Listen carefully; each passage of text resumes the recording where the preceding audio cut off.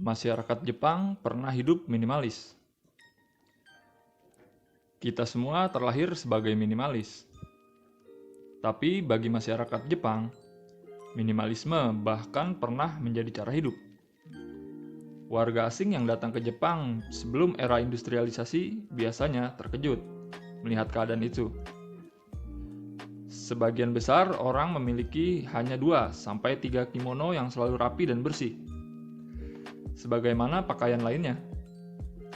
Suasana ini mungkin sulit dibayangkan di masa sekarang. Masyarakat Jepang zaman dahulu juga tidak pernah membawa banyak barang. Dengan kaki-kaki mereka yang kuat, mereka bisa berjalan kemanapun mereka perlu menuju. Rumah dianggap sebagai bangunan yang bisa didirikan dengan cepat, dan orang pada umumnya cenderung tinggal berpindah. Dengan kata lain, budaya Jepang pernah merupakan budaya yang minimalis. Tengoklah upacara minum teh di Jepang. Upacara selalu berlangsung di ruangan yang sederhana. Ada satu pintu kecil sebagai jalan masuk ke ruangan itu, yang tak mungkin dilewati apabila kita berjalan dengan dada dibusungkan dan sikap berbangga diri. Para samurai jagoan pada zaman itu pun tidak diperbolehkan membawa pedangnya ke ruang upacara. Baik dulu maupun sekarang, tak peduli siapa kita, orang penting atau kaya ataupun miskin, ruangan itu ada untuk mereka yang ingin menikmati secangkir teh dan bertukar pikiran. Ketika minimalisme diimpor kembali ke Jepang. Apple, sebuah perusahaan Amerika, punya kaitan yang menarik dengan budaya minimalisme Jepang. Banyak pengikut minimalisme yang jatuh hati pada produk-produk Apple dan Steve Jobs, pendiri perusahaan itu. Semua produk ciptaan Jobs selalu menghindari kesan berlebihan. Hanya ada satu tombol pada iPhone. Sementara komputer Mac tidak akan merepotkan penggunanya dengan banyak kabel dan steker. Produk Apple juga umumnya tidak disertai panduan penggunaan. Menurut saya, hal-hal ini mungkin karena Jobs sendiri adalah seorang minimalis. Ia juga dikenal sebagai pengikut Zen Jepang yang mengajarkan minimalisme. Bukan rahasia bahwa Steve Jobs menganggap Master Kobun Otagawa dari sekolah Soto sebagai gurunya. Ia bahkan pernah secara serius mempertimbangkan ingin mempelajari Zen di kuil Eiheiji yang terletak jauh di atas gunung di pesisir laut Jepang. Jobs juga dikenal sebagai sosok yang tak segan mengeraskan suara jika ada hal yang tidak ia sukai dan cenderung tidak mau berkompromi. Ia tidak senang hal-hal yang berlebihan ataupun rumit. Sangat menarik membayangkan bahwa budaya Jepang bisa jadi merupakan semangat yang mendasari berdirinya perusahaan besar di dunia ini. Hari ini, di Jepang, tingkat kepemilikan iPhone sangat tinggi. Artinya, melalui Steve Jobs, budaya minimalisme diimpor kembali ke Jepang. Definisi minimalis. Bagaimana kita bisa menguraikan apa yang dimaksud dengan seorang minimalis? Seberapa jauh kita harus mengurangi keberadaan barang agar dapat menjadi minimalis? Definisi yang saklek dan pasti tidak mudah dirumuskan. Tapi menurut saya sendiri, seorang minimalis adalah orang yang tahu persis hal-hal apa saja yang bersifat pokok bagi dirinya, dan yang mengurangi jumlah kepemilikan barang demi memberi ruang bagi hal-hal utama itu. Tidak ada aturan yang pasti. Orang yang masih memiliki TV ataupun lebih dari 100 barang kepemilikan tidak berarti ia bukan minimalis. Sebaliknya, hanya karena kita membuang TV dan barang-barang itu tidak otomatis menjadikan kita minimalis. Bahkan, meskipun semua barang kita bisa dimasukkan ke satu koper, bukan berarti kita sudah menjadi minimalis. Setiap orang punya pendekatan tersendiri terhadap lingkungan tempat tinggalnya. Satoshi Murakami hidup nomaden. Kemanapun pergi, ia membawa rumah styrofoam buatannya sendiri. Keigo Sakatsume tidak punya rumah. Ia hidup di jalanan dengan hanya sebuah tas jinjing, sebagai satu-satunya benda kepemilikan. Menurut saya, minimalis adalah orang yang bisa membedakan kebutuhan dan keinginan. Keinginan karena ingin menampilkan citra tertentu, serta tidak takut mengurangi benda-benda yang termasuk keinginan. Nah, hal-hal yang kita anggap penting pastilah berbeda-beda. Proses mengurangi barang pun tak berlaku sama bagi tiap orang. Dengan demikian, saya berpendapat bahwa tidak ada satu jawaban tunggal untuk mendefinisikan minimalis. Minimalisme bukan tujuan akhir. Mengurangi jumlah barang kepemilikan bukanlah tujuan akhir itu sendiri. Bagi saya, minimalisme adalah metode bagi tiap orang untuk mengenali hal-hal apa yang sungguh-sungguh penting baginya. Anggaplah proses itu sebagai awal perjalanan menyusun kisah kehidupan kita sendiri. Melalui buku ini, saya ingin menceritakan hal-hal yang kemudian lebih saya sadari berkat menjalani proses mengurangi kepemilikan sebagian besar barang. Saya juga ingin bicara perihal minimalisme di samping benda-benda materi.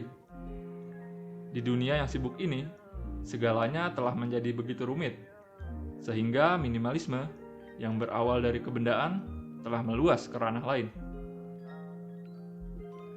Minimalisme adalah upaya memangkas hal-hal yang tidak esensial agar kita bisa sepenuhnya menghargai hal-hal yang memang berharga bagi kita. Minimalisme adalah gagasan sederhana yang bisa diterapkan di setiap tahap kehidupan.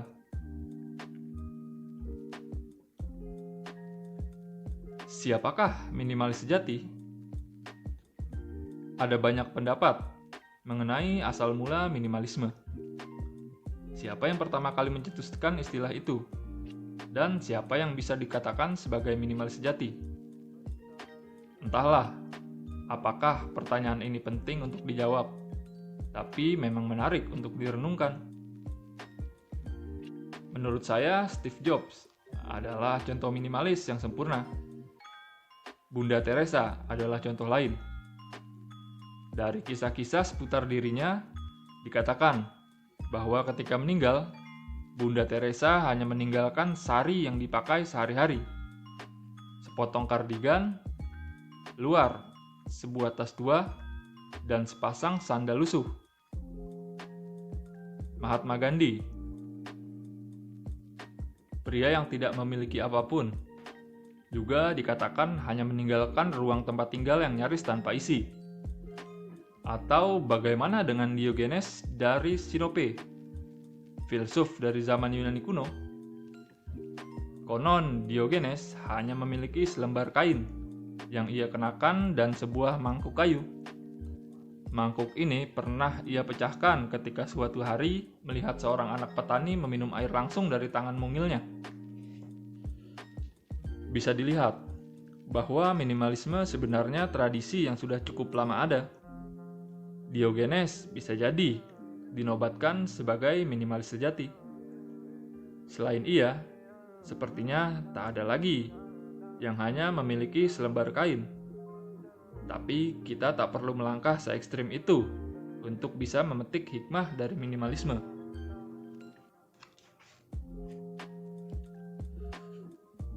Dansari dan kemunculan minimalisme modern. Sekitar tahun 2010, beberapa konsep berikut banyak dibicarakan di Jepang. 1. Dansari, seni membereskan, membuang, dan berpisah dari barang-barang kita. 2. Kehidupan bersahaja. 3. Hidup dan bekerja menyerupai nomad. Buku The Life-Changing Magic of Tie-Dyeing Up karya Marie Kondo diterbitkan pada 2010 dan langsung melejit. Sejak itulah, semakin banyak minimalis bermunculan di Jepang. Menurut saya, hal-hal berikut melatari dan akhirnya ikut memunculkan minimalisme. 1. Peredaran berlebih dari informasi dan benda-benda. 2. Perkembangan teknologi dan jasa yang memungkinkan kita hidup tanpa banyak barang sebagaimana dulu. 3. Gempa bumi besar di Jepang Timur. Saya meyakini bahwa ketiga hal itu adalah faktor kunci yang memicu banyak orang di Jepang menelaah kembali cara hidup mereka selama ini. Mari kita uraikan satu persatu.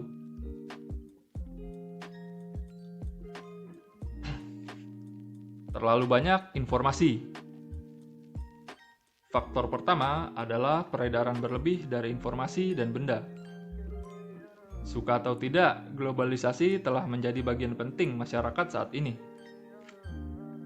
Untuk mengetahui kabar berita dari sudut-sudut terjauh dunia, kita cukup melihat layar ponsel pintar. Benda apapun dari manapun bisa dibeli secara daring. Acara televisi bisa dinikmati meski kita sedang berada di negara lain. Kita juga bisa mendengarkan siaran radio asing dari rumah. Semua teman saya sepertinya mendadak menjadi penulis esai, ahli kuliner, atau bahkan koresponden asing melalui semua informasi terbaru yang mereka kirimkan dari manapun mereka berada, melalui Twitter, Facebook, dan Line. Dan bukan hanya dari teman, kita bisa menggunakan media sosial untuk menyimak arus informasi yang tak putus-putusnya yang diunggah oleh orang-orang di seluruh dunia. Menurut data pada 2014, setiap menit 306 jam video diunggah ke YouTube. 433.000 tweet diunggah di Twitter. Dan 50.000 aplikasi diunduh dari App Store. Volume informasi yang bisa didapatkan hanya dengan satu sentuhan jari terus bertambah dengan kecepatan luar biasa. Saya pernah mendengar bahwa jumlah informasi yang diterima setiap hari oleh seorang yang tinggal di Jepang setara dengan informasi yang diterima orang dari zaman Edo selama setahun, atau malah sepanjang hidupnya. Manusia bagaikan peranti keras berusia 50.000 tahun. Saya juga pernah mendengar bahwa manusia diibaratkan peranti keras yang tidak mengalami perubahan selama 50.000 tahun. Pikirkan, betapa banyak perubahan yang terjadi sejak zaman Edo, 4 abad lalu. Kemudian bayangkan bahwa kita menghadapi semua perubahan itu dengan otak berusia 50.000 tahun. Tidak mungkin ada perusahaan, semisal Apple, yang muncul dengan inovasi hebat dan berkata di hadapan umat manusia, "Kami telah mempelajari fitur-fitur manusia dan membuat desain baru. Benak kita sekarang bekerja 30% lebih cepat ketimbang versi lama dan kapasitas ingatan ditingkatkan 2 kali lipat. Tinggi badan dinaikkan sebanyak 3 cm. Sementara berat badan diturunkan sebanyak 2 kg. Bapak dan Ibu sekalian, inilah saat yang ditunggu-tunggu. Kami perkenalkan, iHuman 2. Berhubung peningkatan seperti itu tidak mungkin terjadi, kita pun terpaksa mengisi perangkat tua kita dengan informasi dan barang berlebih. Kapasitas memori yang terbatas penuh dengan informasi tak perlu. Ingatan kita habis oleh persepsi orang lain terhadap kita, dan digunakan utamanya untuk memburu serta mengelola barang. Kita menggunakan beragam jenis hiburan sebagai pelarian sementara. Pada satu titik, hiburan itu pun menjadi terlalu berlebihan, sehingga kita mulai mencari hal lain yang termudah dan paling tidak melelahkan pikiran seperti permainan ponsel, gosip, dan alkohol. Saya bisa berkata begini karena persis itulah yang saya alami. Seperti komputer lamban yang berputar-putar. Saya dulu berfungsi seperti komputer lamban. Komputer yang di layarnya muncul ikon berputar-putar tanpa henti. Saya terbenam dalam data. Kalaupun ingin melakukan sesuatu yang baru, rasanya saya akan macet seketika karena ada begitu banyak hal yang harus dilakukan dalam satu waktu. Mungkin inilah mengapa dulu saya hanya sanggup menangani pekerjaan remeh-temeh. Dikatakan bahwa ada 60.000 pikiran berbeda melintas di benak satu orang dalam satu hari. Sekitar 95% pikiran itu sama dengan pikiran pada hari sebelumnya. Sebanyak 80% diperkirakan merupakan pikiran negatif. Dalam hari-hari sebagai maksimalis, saya hidup dengan rasa takut akan masa depan. Terus-menerus mengkhawatirkan karir dan pendapat orang lain. Lupakan 80% yang saya sebutkan tadi. Rasanya semua pikiran saya negatif.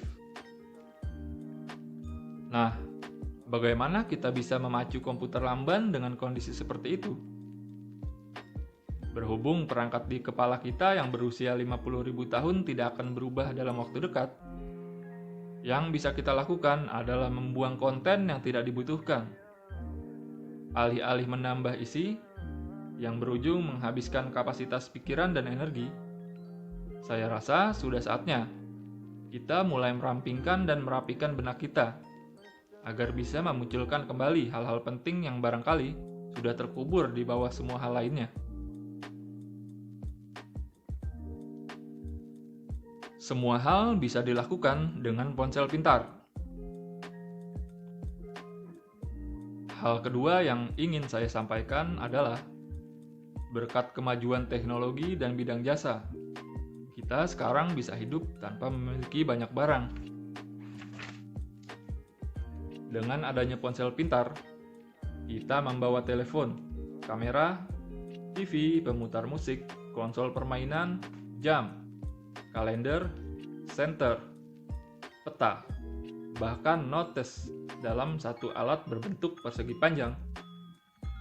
Lebih dari itu, ponsel pintar juga dapat menyimpan kompas, jadwal kereta, kamus, katalog surat, jalur pembayaran tagihan, ataupun tiket pesawat. Di Jepang, iPhone pertama kali diperkenalkan pada 2007. Saya rasa penemuan ponsel pintar membuka jalan bagi semua minimalis yang sudah kita ketahui saat ini.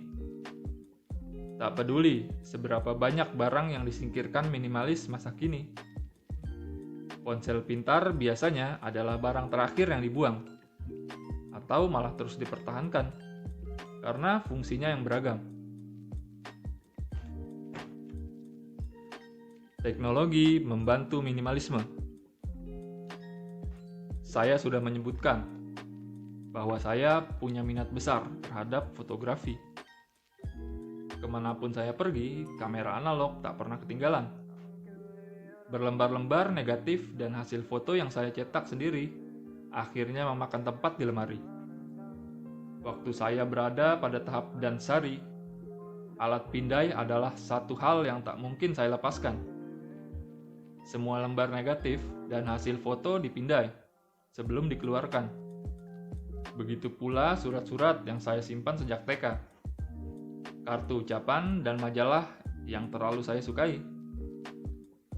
Alat pindai scan snap itu memungkinkan saya berpisah dengan begitu banyak data dan foto, sekaligus memudahkan saya membuat arsip dan menampilkannya di komputer. Bagaimana dengan musik? Banyak orang mungkin mendengarkan musik hanya melalui ponsel atau iPod. Saya sendiri memiliki MacBook Air yang bisa digunakan untuk menonton film, mendengarkan musik, atau membaca buku. Saya tak lagi memiliki TV, tapi masih bisa mengunjungi situs televisi dan membayar program yang ingin saya tonton. Surel dapat diperiksa di mana saja dengan akun Gmail. Dan saya bisa bekerja dari manapun dengan cara menyimpan dokumen di sistem penyimpanan berbasis komputasi awan, seperti Dropbox. Sambungan Wi-Fi dan Bluetooth memangkas kebutuhan membawa kabel. Sementara rapat bisa dilakukan melalui Skype Dunia yang kita tinggali saat ini amat luar biasa. Di sini, semua bisa bekerja tanpa harus memiliki kantor fisik sama sekali.